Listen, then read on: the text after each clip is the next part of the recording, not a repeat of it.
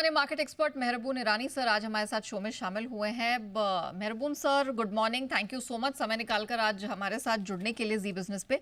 Sir पहले तो बताइए, इस तरह के मार्केट पे व्यू क्या बनाए, कैसे बनाए? मतलब समझ ही नहीं आता, एक एक दिन में शार्प करेक्शन आ जाती है, स्ट्रेंथ आ जाती है, कैसे भरोसा किया जाए? क्या हो रहा है यहाँ पे? बहुत अच्छा लगा आपका बोलने से। और अनिल जी भी यही बोलते हैं कि समझ में नहीं आ रहा है, लेकिन आज भी काफ़ी लोग हैं जो रोज़ प्रेडिक्ट करना चाहते हैं। प्रेडिक्शन ये मार्केट में डिफ़िकल्ट हो गया है, लेकिन हिस्ट्री जो होता है, इतिहास जो होता है, वो कहता है कि इस टाइप के क्राइसिस में ख़रीदने से आखिर में पैसा बनता है। मैं भी मानता हूँ, क्योंकि अंधेरे के बाद सूरज निकल कर आता है। वो कोविड-19 का टाइम था, लेट्स एक्सेप्ट इट। आपको लग रहा था, हमको लग रहा था, अनिल जी को लग रहा था, दर्शकों को लग रहा था कि दुनिया ख़त्म हो जाएगा, लेकिन उसके बाद सब ठीक हुआ। मुझे 2008 की बात याद है, एक फाइनेंशियल क्राइसिस हुआ था वर्ल्ड में, और यूएस जैसी बड़ी इकोनॉमी को इतनी हालत ख़राब हुई थी कि ऐसा लग रहा था 20 साल निकल जाएंगे अब इनको रिकवर करने को, लेकिन रिकवर हुआ।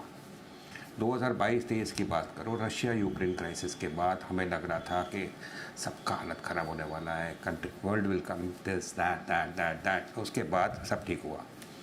आज का जो प्रॉब्लम है वो भी ठीक होगा, सिंपल वन लाइन आंसर। लेकिन अगर आप शॉर्ट टर्म में पूछे तो एक कॉइन के उछालने के बराबर है, हेड्स के टेल्स। क्रिकेट के टर्म्स में एज अ बैट्समैन में बात करूँ तो सामने काफ़ी गुगली बॉल्स आने वाले हैं, रॉन्ग वंस आने वाले अगले 1-2-3 महीने के लिए, और उसको संभाल के फेस करना पड़ेगा, नहीं तो हम लोग शायद आउट हो जाएंगे। आउट का मतलब नुकसान करेंगे। तो let's be very honest, in the near term nobody knows, according to me nobody knows, at least I don't know कि मार्केट्स कहाँ जाने वाला है। अनसर्टिनिटी जो है वो दोनों तरफ लेके जा सकता है, ऊपर भी जा सकता है, नीचे भी जा सकता है। ये हालत में आपने मुझे जो पूछा, मेरा जवाब रहेगा इन्वेस्टर्स को सेल्फिश बनना बहुत ज़रूरी है। सेल्फिश बोला तो मतलब ही मैं इसलिए बोल रहा हूँ कि आपको जो स्टॉक चाहिए एकदम सस्ते में मिले तो आपको लेना है। बोलते हैं नहीं, ये भाव में मैं दे रहा हूँ, मुझे नहीं लेना है। You wait for the opportunity. बहुत लोग मानते हैं कि अच्छी क्वालिटी कंपनी हो, अच्छे मैनेजमेंट हो, अच्छा कैश फ्लो हो, तो ये टाइम होता है खरीदने का। I don't necessarily agree to that. मैं कहता हूँ वातावरण जो है आज का, वो देखकर राइट स्टॉक्स आपके पोर्टफोलियो में होगा तो पैसे बनेंगे। उदाहरण, आपने 10, 15, 20 दिन पहले अगर HPCL लिया होता है, BPCL लिया होता, are they the best public sector companies in the country? They are good but they are not the best. लेकिन अगर आपने उसको लिया होता तो शायद आपका पोर्टफोलियो आज ऊपर होता। तो you have to look out for stocks, make opportunistic, मतलबी बनकर ऐसे स्टॉक्स तो जहां मुझे फ़ायदा होगा, भले वातावरण कितना भी खराब हो। वो अपॉर्चुनिटी इन्वेस्टर को सीखना चाहिए और करना चाहिए। तो this is the difficult scenario, let me be honest. In the very short term opportunity आते जाएंगे। खून काफ़ी देखा है लोगों ने, और खून कोई देखना पसंद नहीं करता। तो go and buy into stocks जहाँ पे अभी डाउन साइड लिमिटेड है, अल्टीमेटली ऊपर आएगा। बिल्कुल, लेकिन इस आपदा में भी हम देख रहे हैं कि अवसर तो बन रहे हैं भारत के लिए, लेकिन सर टैरिफ को लेकर क्या व्यू बन रहा है आपका? क्योंकि फाइनली अब उन्होंने एक यू टर्न ले लिया है और एटलीस्ट 90 दिनों के लिए तो भारत समेत काफ़ी सारे देशों को राहत दे चुके हैं। इस कदम को आप कैसे देख रहे हैं और ऐसे में भारत के लिए किस तरह का अवसर आप देख रहे हैं? मैं कहूँगा कि रही बात, अगर पहले मुझे आप यूएस मार्केट के बारे में 3-4 सेंटेंस में कहूँगा कि 12% 5 सेशन में घटा S&P, डाउ और नास्डैक। यूएस के साइज़ का मार्केट 12% 5 दिन में घटता है, और अचानक एक दिन का राइज जो आता है वो शायद सबसे बड़ा गेन है वर्ल्ड वॉर 2 के बाद का, थर्ड फास्टेस्ट। 9% एक दिन में ऊपर गया, कल फिर से 5% दौड़का। तो ये टाइप के market is normally a bear market behaviour. ये 2008 में भी हुआ था, 2020 में भी हुआ था, 2022 में भी हुआ था यूएस में। तो this is nothing else but a bear market in the US, जहाँ पे इस तरह के शार्प रैलीज, जिसको मैं बोलता हूँ फेरोशियस बेयर मार्केट रैली, आपको दिखेगा ही दिखेगा। फिर से आ सकता है, फिर से भी आ सकता है। But this is the bear market in the US. Accept it, acknowledge it, and let's trade accordingly. ये जानकर दूसरी बात, अगर आप देखो तो US डॉलर इंडेक्स 100 के नीचे आ गया है। This is a very big positive for other markets, especially emerging markets like India. Bond yields US में बढ़ रहे हैं, इसका मतलब है कि यूएस में जो स्टेबिलिटी, लोगों में कॉन्फिडेंस थी यूएस ट्रेजरी की, वो कहीं पर धक्का लग चुका है. There are central banks across the world possibly going and selling US bonds, because US bond yields अगर बढ़ने लगा, इसका मतलब बॉन्ड प्राइसेस नीचे आ रहा है.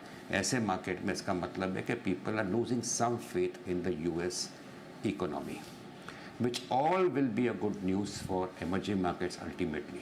यूएस से पैसा बाहर जा रहा है, कहाँ जा रहा है? शायद सोने में जा रहा होगा और शायद यूरोजोन में जाएगा और अल्टीमेटली मुझे लगता है इंडिया में आएगा. रही बात इंडिया की, मैं कहूँगा कि लॉन्ग टर्म में मुझे बुल मार्केट सिनेरियो पूरा इंटैक्ट लगता है.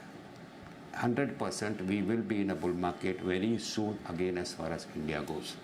शॉर्ट टर्म में जब तक डॉलर इंडेक्स 102 के नीचे रहता है, मुझे लगता है कि इंडिया स्टैंड्स टू गेन. और इंडिया की जो पॉजिटिव फैक्टर्स है, आपके मीडिया के सिवाय I don't think I am hearing too many people talk positive about this things. आप तेल का भाव देखो, आरबीआई के इंटरेस्ट रेट देखो घटने लगे, इन्फ्लेशन देखो मोर और लेस कंट्रोल में आया है, आरबीआई ने लिक्विडिटी बढ़ा दी है अच्छी तरह से. So all this positives people are tending to ignore. अगर रुपया जो 89 के आसपास था, एक बार 85 के आसपास आ गया, फिर 86.5 के आसपास चला गया. वो चला इसलिए गया क्योंकि आरबीआई ने रेट कट किए. रेट कट होता है तो रुपये पे थोड़ा प्रेशर आता है, लेकिन कल अगर फेड भी रेट कट करता है और रुपया फिर से 84.5 के आसपास आता है, तो मुझे लगता है इंडिया को रोकने का कोई फैक्टर नहीं है ऊपर जाने के लिए. So I remain positive on India. जैसे मैंने कहा कि शॉर्ट टर्म में अनसर्टनिटीज़ है. Can we fall 5-10%? Possibly yes. This is the time थोड़ा opportunity का फ़ायदा लेके you have to buy stocks and wait for the time. Sooner or later I think India के पास पैसा अट्रैक्ट होना शुरू हो जाएगा फॉरेनर्स का. क्योंकि आज कहना ठीक नहीं है, इंडिया के बारे में मैं कहूँगा नहीं, I am absolutely a Patriot, but पूरी दुनिया में जो ग्लोबल स्लो डाउन है, इसमें कहीं पर इंडिया रिलेटिवली स्टैंड आउट होता है. तो जैसे कहते हैं ना, अंधे लोग में काना राजा, तो ऐसा है. मैं इंडिया के बारे में कहना नहीं चाहूँगा, लेकिन इतना ज़रूर कहूँगा कि India relatively is much better than most other markets in the world at the present levels. Sir, ये आपने सही पॉइंट आउट किया, लेकिन जब आप कह रहे हैं कि अच्छे मौके हैं यहाँ पर स्टॉक पिकिंग के, कौन कौन से सेक्टर्स हैं, स्टॉक्स हैं जो आपको इस समय पसंद आ रहे हैं, जिन्हें आप रेकमेंड करेंगे, जहाँ ध्यान दिया जाए? मैं कहूँगा कि जो एक्सपोर्ट्स कंपनी है उससे दूर रहना ही ठीक रहेगा. अभी मार्केट होशियार है, काफ़ी सारे एक्सपोर्ट ओरिएंटेड कंपनीज़ को मार्केट ने पनिश किया है. क्या अपॉर्चुनिटी बनती है? कहीं पर जहाँ भी मुझे शंका दिखता है, मैं कहीं पे वो रिकमेंड करूँगा नहीं. तो एक्सपोर्ट ओरिएंटेड कंपनी से मैं दूर रहूँगा.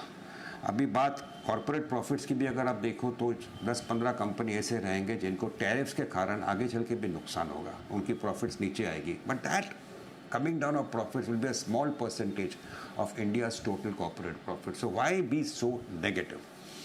अभी कौन से कंपनी का फ़ायदा होगा? Discretionary spend. आप रेस्टोरेंट्स में देखिए, आज भी आपको बैठने का जगह मिलता नहीं है. आप होटल्स में जाइए, होटल्स के टैरिफ बढ़ते जा रहे हैं, होटल्स फुल जा रहे हैं. एयरलाइन देखिए, एयरलाइन की ट्रैफिक मोर और लेस फुल है, उन लोग भी टिकट के रेट्स बढ़ते जा रहे हैं. आप टोल का कलेक्शन देखिए, वो भी अच्छा है. तो डिस्क्रिशनरी स्पेंड जिसे कहते हैं, I would prefer to be with them. कौन सा स्पेस? मैं कहूँगा hotels, tourism. I think all this sectors, all this companies in this space should continue to do well. रही बात OMCs की, I think that's a no brainer. Oil में I think पिछली बार भी जब अनिल जी से बातचीत हो रही थी, 72-73 के आसपास ब्रेंट था. मैंने कहा ये 60 पहले आएगा, 80 जाएगा नहीं. अभी 60 के नीचे है, 60 के आसपास आ गया है. तो OMCs as a no brainer बढ़ चुके हैं. तो एज अ ट्रेडिंग बैट आज के लेवल में भी मुझे बुरा नहीं लगता है. और सिलेक्ट बैंक्स इसलिए कहता हूँ कि काफ़ी सारे बैंक्स है, जैसा उदाहरण मैं फुल डिस्क्लोजर के साथ कहना चाहूँगा, bank of Maharashtra I think 45 के आसपास, 40 का बुक वैल्यू के आसपास उसका है. It's going at 1.1 time. कुछ घुमाना नहीं, अल्टीमेटली पैसा दे के जाएगा. So this are the type of stocks and sectors which people should be concentrating and buying into. बहुत धन्यवाद आपका आज हमारे साथ जुड़ने के लिए और बाजार पर अपना विश्लेषण. Thank you. धन्यवाद.